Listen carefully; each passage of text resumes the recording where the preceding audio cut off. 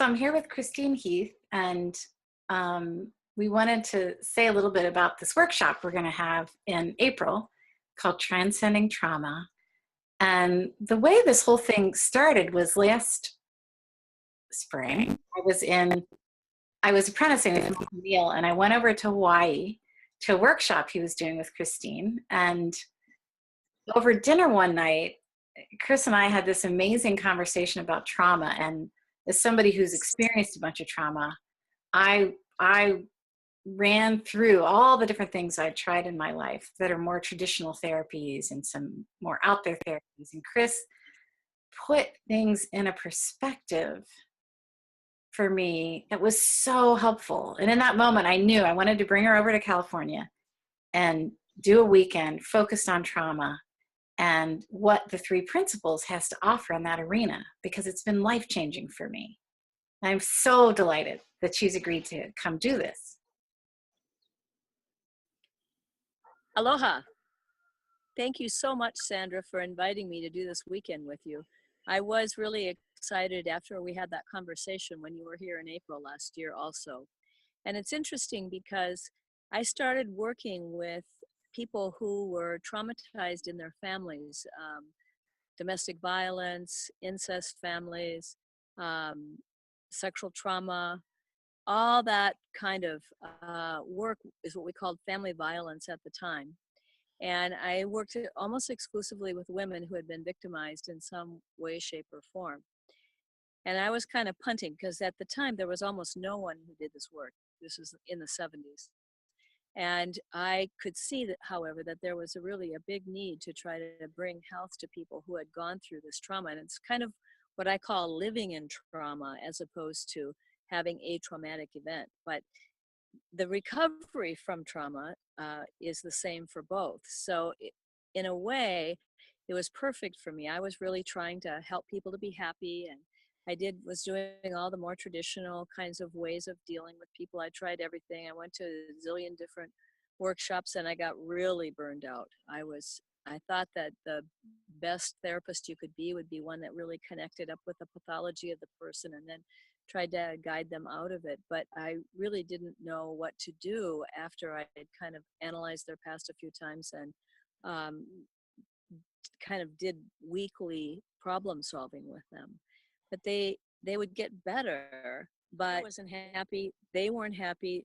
They would finish therapy and then they'd be back in 6 months with caught up in the same kind of emotions and feelings that they had before they started therapy.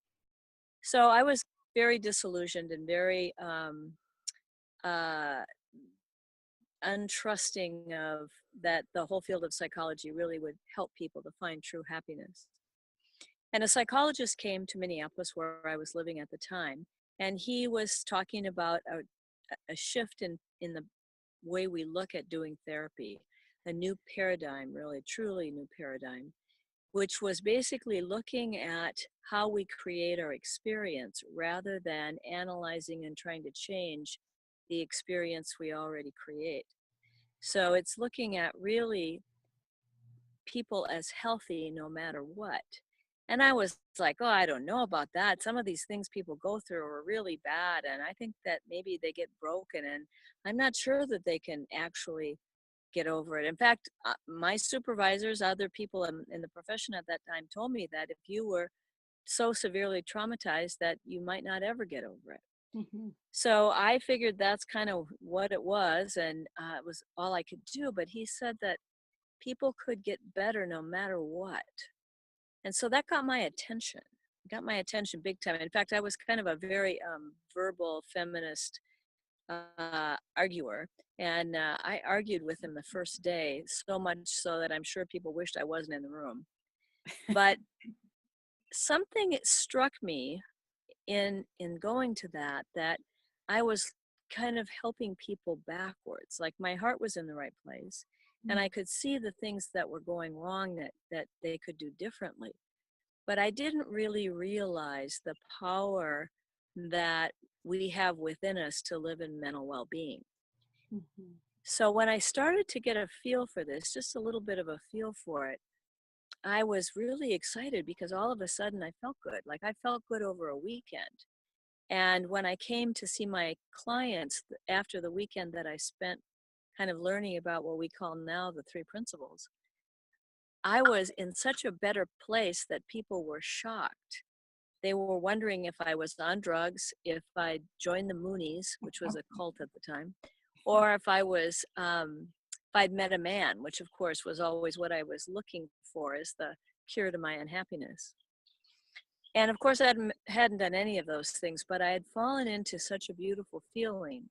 And I recognized that my thinking was creating my troubles and my suffering.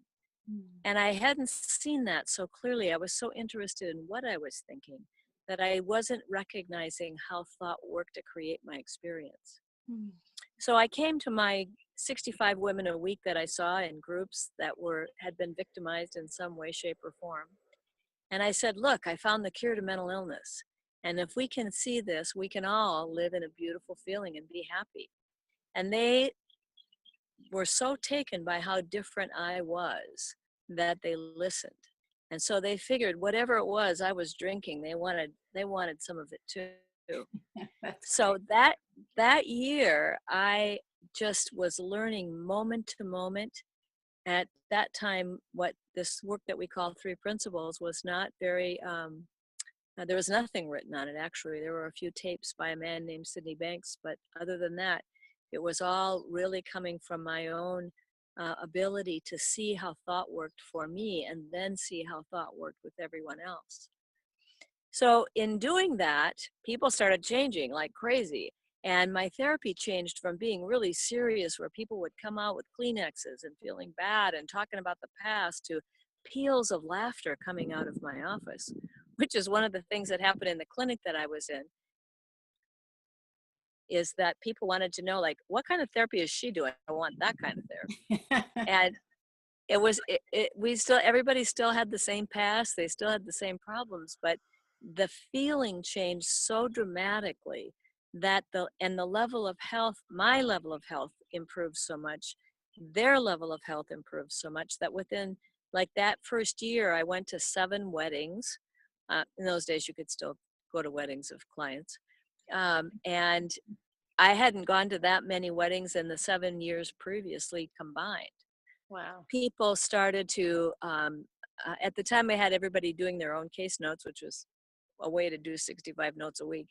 And then I would comment on them in their file. And their notes went from talking about how poorly they were getting along with their mother to how they had relationship problems with men, to feeling depressed and feeling sad and feeling like they're not worthy and not good enough to do things, to being hopeful and positive. And all of a sudden, everything that I was trying to help them to do, they did without effort. That was what just kicked me, because I thought, oh my gosh, it's so much simpler than I thought for people to get better. So that's a short story. But since that time, I have been teaching and working from these three principles of mind, thought, and consciousness. And I have not been myself burned out a day since that time. And I definitely have not been depressed a day since that time. And that in and of itself, like for me, I knew that if my mental health was better, I'd be a better therapist. So it didn't really matter to me how new this was or how different it was. It was like, wow, I could do this work and be happy. I was totally into doing that. So that was the journey I went on, and that's the hopefulness and the possibilities that I'd like for us to share at this weekend. Thank you. That is so beautiful. I love hearing all of that.